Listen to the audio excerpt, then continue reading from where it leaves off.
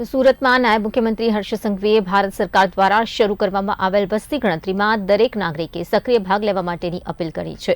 તેમણે જણાવ્યું છે કે સાચી જનગણના થકી વિવિધ જનકલ્યાણ યોજનાઓનો યોગ્ય લાભ લોકો સુધી પહોંચી શકશે અને વિકાસને વધુ અસરકારક દિશા મળી શકશે।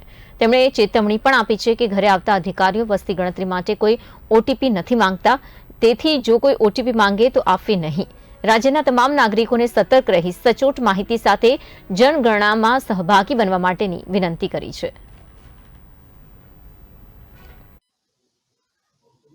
નમસ્તે।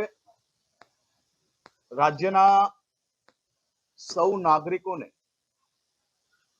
જનગણના 2027 જે દેશના વિકાસ અને આયોજન માટે ભારત સરકાર દ્વારા ધરાતી સૌથી મહત્વપૂર્ણ રાષ્ટ્રીય પ્રક્રિયાઓમાંથી એક છે।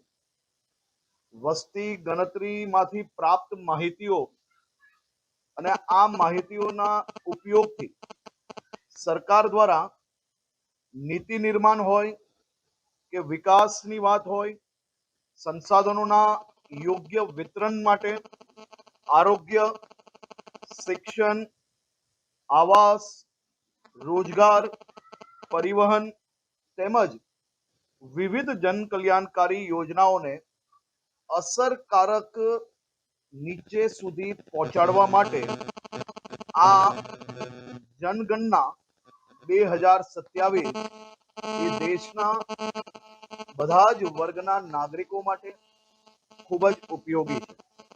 સાચા જનગણના આંકડા એ વિકાસને યોગ્ય લાભ અને તમામ નાગરિકો સુધી તેમની જરૂરિયાત પ્રમાણનો લાભ પહોંચાડવા માટે ખૂબ જ મહત્વની છે।